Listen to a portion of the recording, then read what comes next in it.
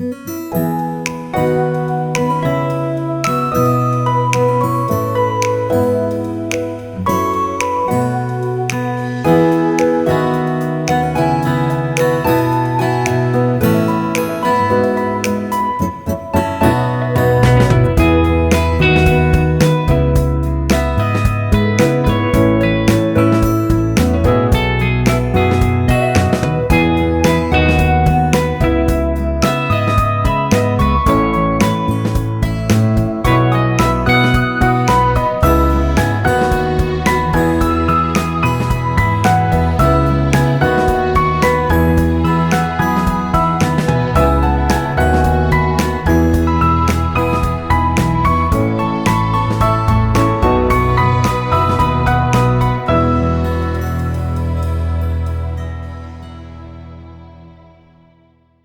don't know how much of this I'm supposed to put on. Oh, I feel it dripping. Oh no, oh no, oh no. Are you supposed to oil your ends? I don't think so. And then this one is the second volume in a series.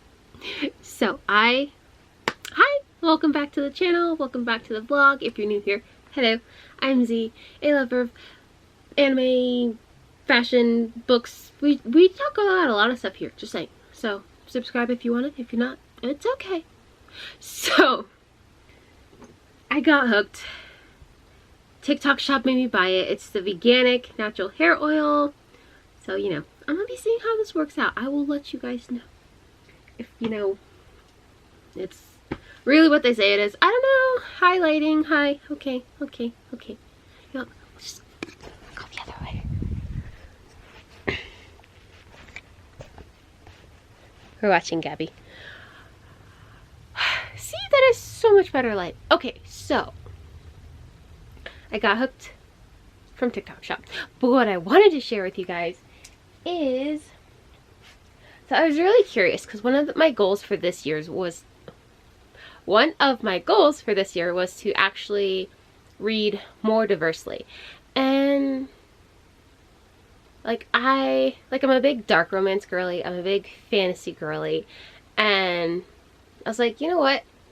There has to be, you know, like other non-white authors who write in these genres, so I wanted to diversify. So I wanted to share some of my finds so far with you guys, and it being Black History Month, I did want to focus on Black authors. So these are the 3 I've so far read this month. Today's Valentine's Day, so happy Valentine's Day to my darling and all of you guys. So I have finished reading the first and second in the Mead Chronicles. So these are both by Kimberly Lemming, and the first one is That Time I Got Drunk and Saved a Demon, and the second one is That Time I Got Drunk The Time I Got Drunk and Needed a Love Potion at a Werewolf. I know, it's a title, but you guys, these were so cute. I was honestly laughing nonstop.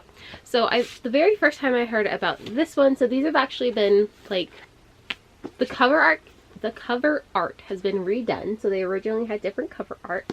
Like if you follow like Kimberly Lemming online, like you can see the old cover art, and I'm not gonna lie, the old cover art for this one is actually my favorite, but I think they're both cute. So basically, That Time I Got Drunk and Saved a Demon was, so this girl right here, our main character, her name is Cinnamon, and she pretty much gets drunk, as they say, and she finds this demon out and about, and she ends up saving him because he was kind of squished under some stuff.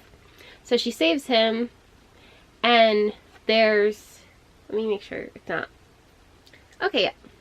So she saves him from this curse, and basically it's their adventure on getting rid of the curse, killing the witch who created the curse, and it's so cutesy.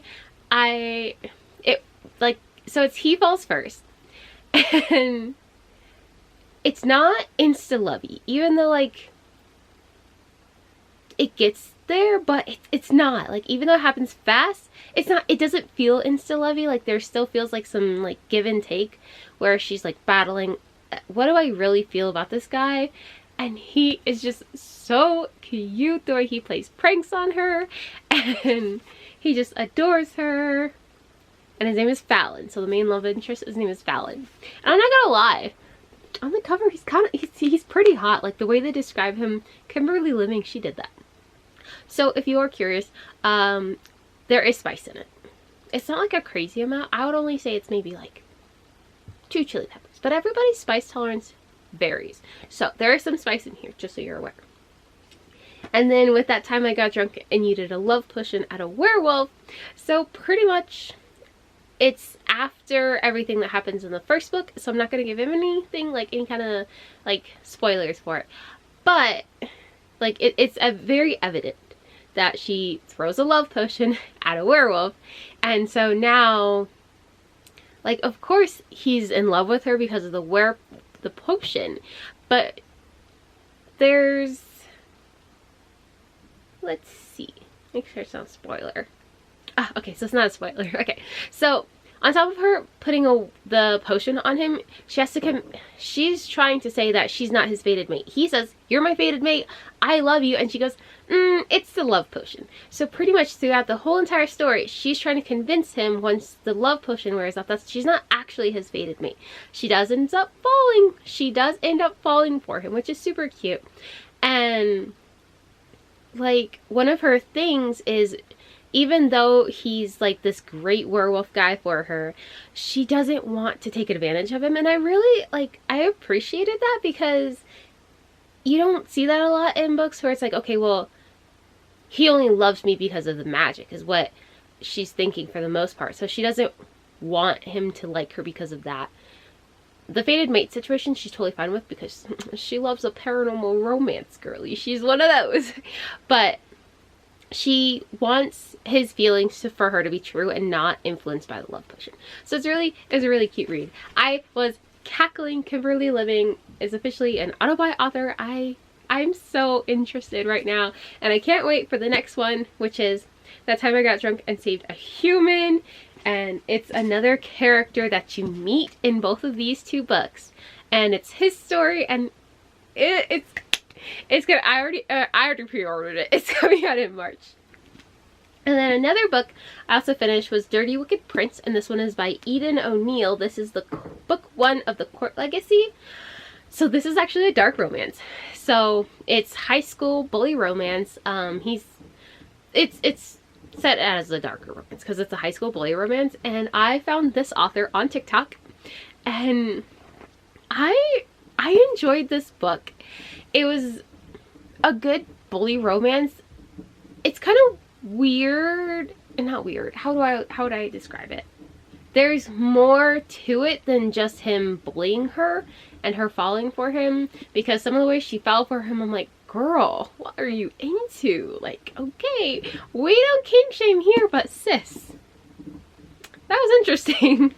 But it was definitely a really cute book. I definitely think it's worth checking it out, and I'll read the back for you guys. So it says, Dirty Rotten Savages, the legacy boys at Windsor Preparatory Academy. Most privileged, no one crosses the devil spawn of this town's upper echelon. But I managed to call one of them out on my first day, and no one hears it louder than their blonde prince. Evil, wicked, twisted. Dorian Prince is as cruel as he is beautiful, and once he sets his sights on me, he refuses to let go. Apparently, I bother him simply by existing at my new school, and no matter what I do, I can't stay off of the radar of him and his boys. He says I make too much noise, and stupid me for not caring. Some really messed up stuff brought my brother and me to this town, and I won't bow down to these elitist pricks. Something tells me going to war with a cruel Prince of Maywood Heights may level both of our foundations, but I won't go down without a fight. I'll do whatever it takes to win Dorian's devious and twisted games, even if he promises I'll scream for him by the end. It was good. There is spice in it, just so you know. I want to get the next one, because this one ended on a cliffhanger, and I was like, what? I was not prepared for that. But yeah, it's super good. And now I'm just letting these oils chillax in my hair. Because who doesn't want all those luscious locks that everyone's talking about on TikTok? So I was just like, I'm easily swayed. If you can hear that rattling, it's my dog on a bone. Oh, and then because like fantasy and stuff like that, so my current read is actually, whoops, this one right here. This is Children of Blood and Bone by Tommy Adeyemi. It's the third book for the series comes out this year.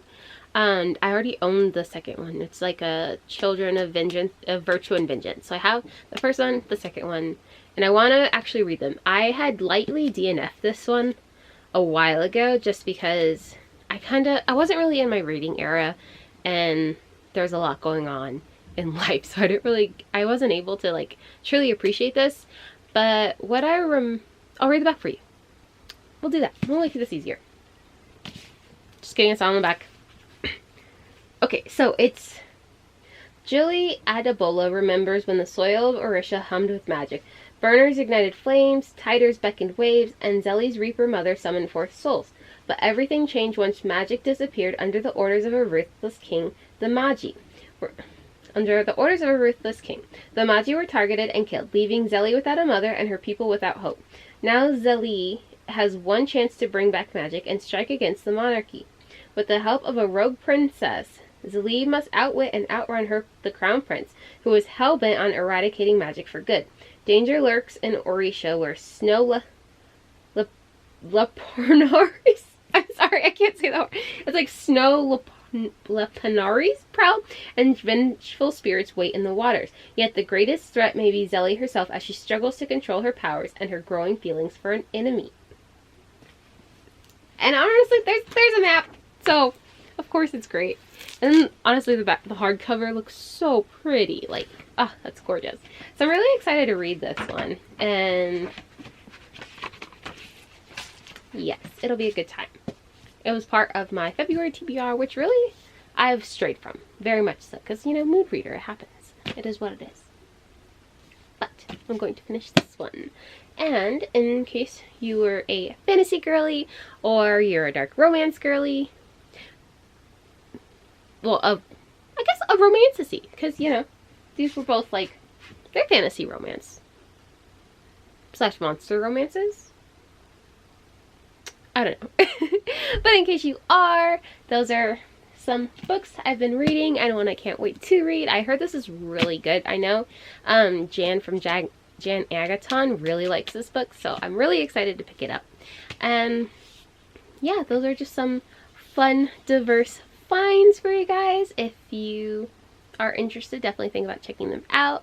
I hope you like this video. I hope to see you in my next one, and as always, be bold, bright, and beautiful, but most importantly, be yourself. That's all I got, so bye! Yeah, I never met someone like you. Oh, to your mama, she a blessing. There's nothing that I would undo.